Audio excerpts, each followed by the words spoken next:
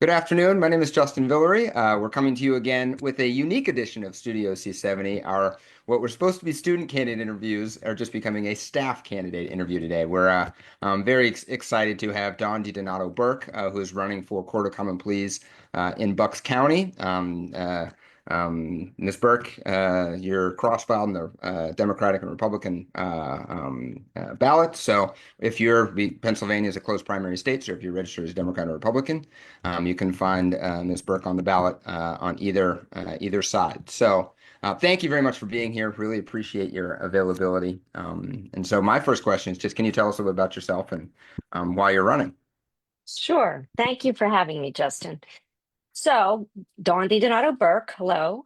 I am running because I think what makes a good judge is not just somebody's experience, but it's what type of person they are. What kind of work ethic do they have? Who are they? And why do they want to be a judge? And I have experience, a lot of it, in every area of law that our judges preside over. I began my career in the Philadelphia District Attorney's Office. Just under 11 years, I was a prosecutor, and you name it, I did it. And I absolutely loved it. I loved prosecuting. I loved the courtroom. I loved trial. I loved the people. And I loved the good I did. I transitioned because my family was growing and I wanted to be more available to my children. And I say often, I can't very well say to a judge, please excuse the jury so I can go take care of my children. And I found that general practice, civil litigation, wills and estates, probate matters, some family law, that is more conducive to raising my children because it's a lot more paperwork. When I was in the DA's office, it was in court every day, all day, with a large list of cases.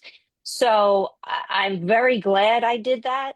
And now my children are grown. So I feel now is my time to do as much good as I can for the community. And I am very active in my community. I have been the solicitor for the Bucks County Democratic Committee for the past 5 years. I did a lot of great work with that. There were school board candidates that were passing out fake goldenrods, pretending to be endorsed by the Mm. Democratic Party. So I ran into court and I stopped that. There were in Central Bucks, there were awful signs being posted about the Democratic school board candidates. So again, I ran into court and stopped that.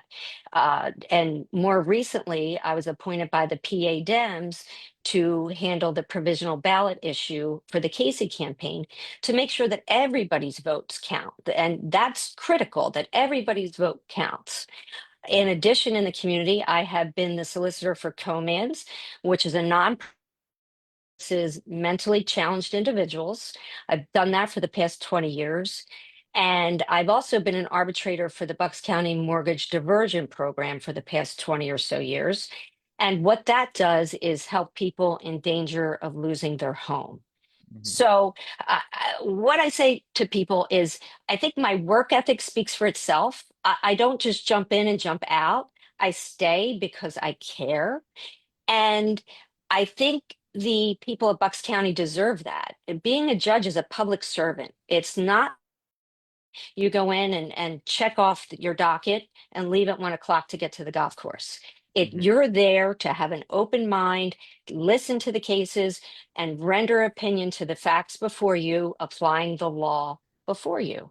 Mhm. I also want to share that unfortunately, my brother passed away 4 years ago, four Sorry to years hear that. ago in March 27th. And he suffered from the disease of addiction.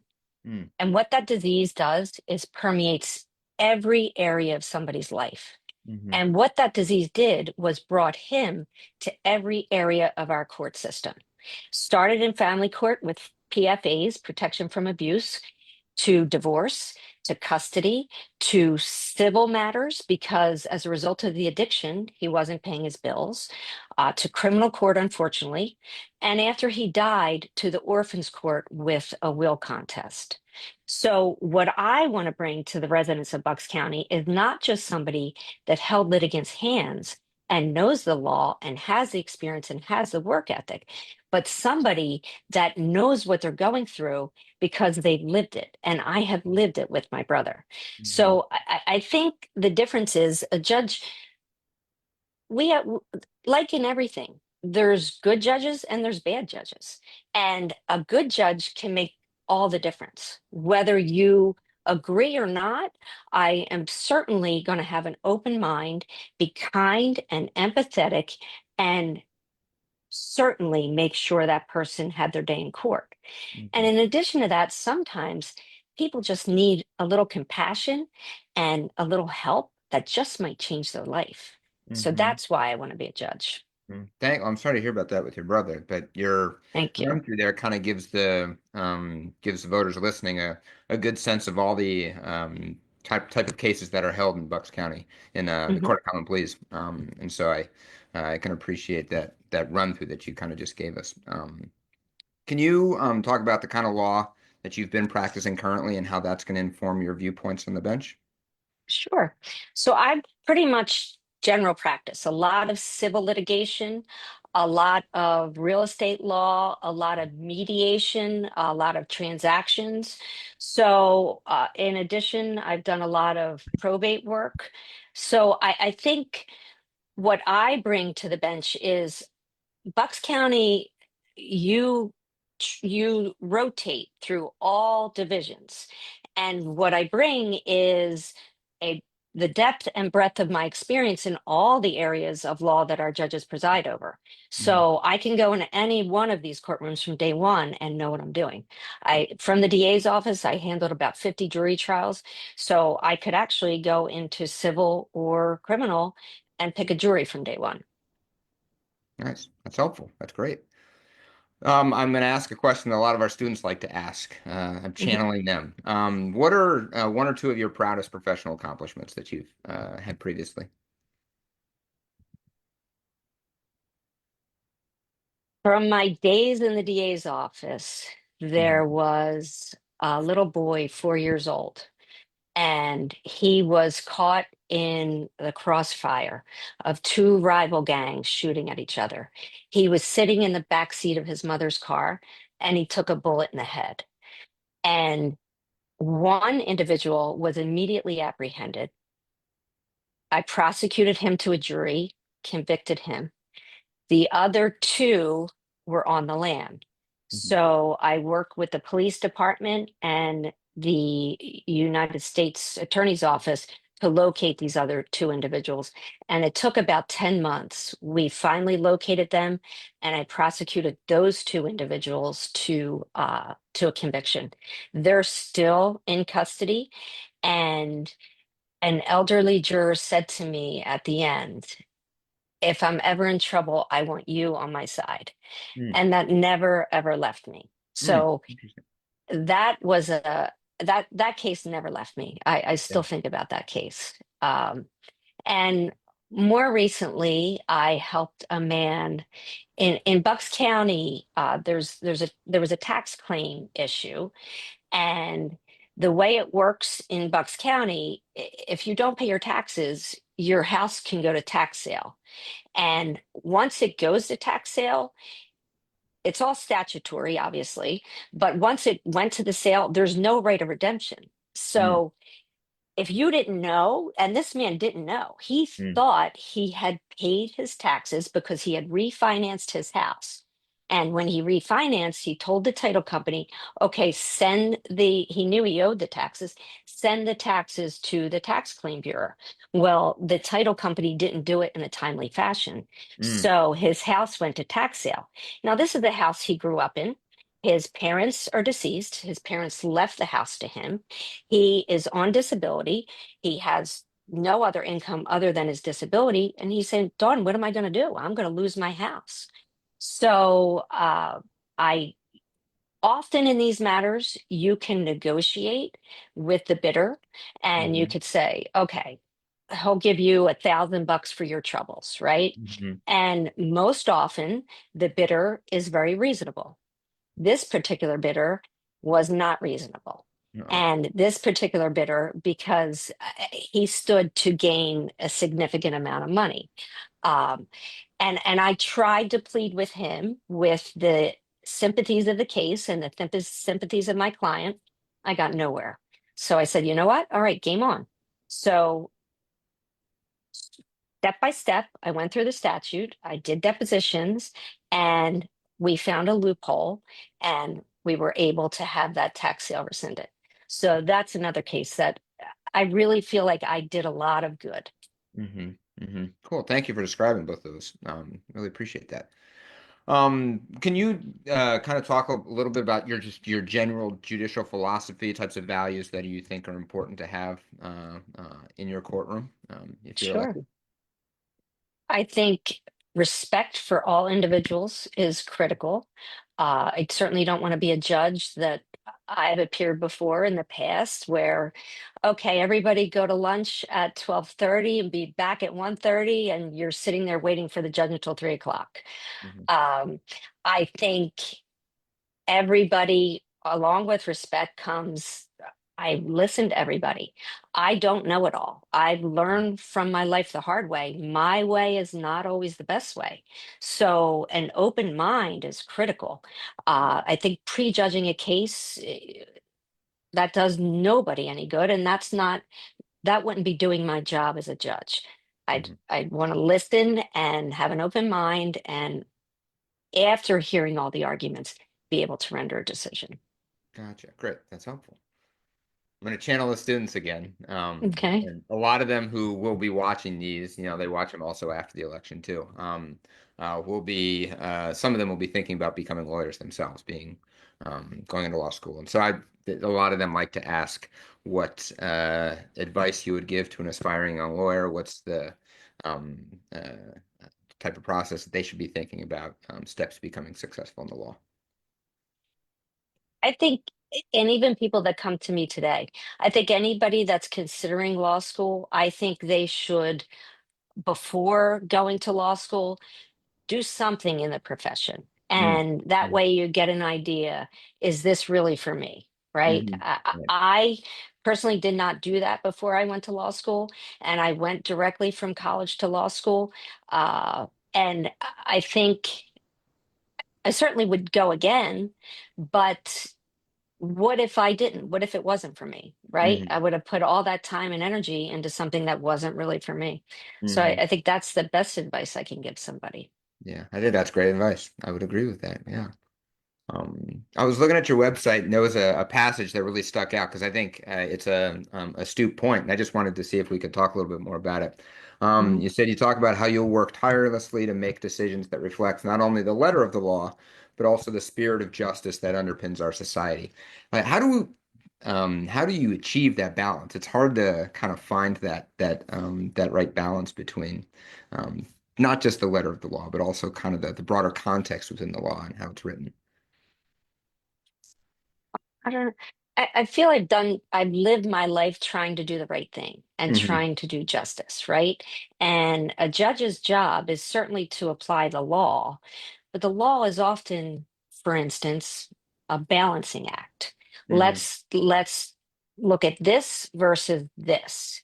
Hmm. And when you're looking at factors and balancing those factors, I think you have to take in the spirit of the law Hmm.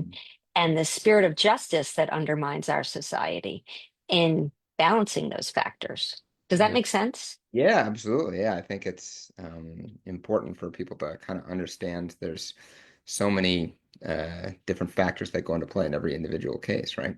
Right. So, yeah, That's wonderful. right. Every case is different. Right. Yes. And Hmm. yes. Yeah. One of the things that we ask in our candidate survey is how would you work to acknowledge and or mitigate implicit bias in the courtroom, making sure people are treated regardless of background or resources, that they feel heard and respected in the courtroom. Well, first of all, I would treat everybody equally. Hmm. Everybody deserves their right to their day in court.